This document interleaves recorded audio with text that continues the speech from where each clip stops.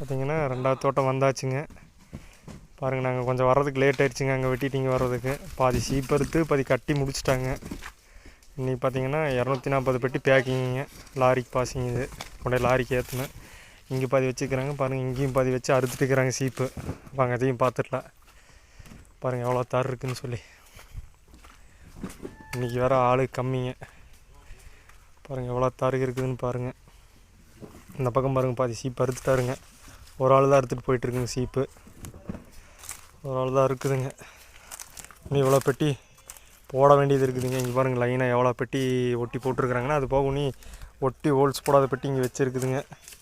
240 பெட்டி இன்றைக்கி பேக்கிங்க. பாருங்கள், ஒரே ஆள் தான் சீப்பு அறுத்துட்டு இருக்கிற அப்படிங்குது. ஊரா ஒரே தான் இருக்குனுங்க.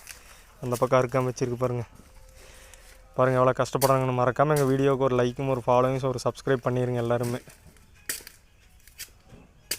அடுத்த வீடியோவில் போடுறாங்க.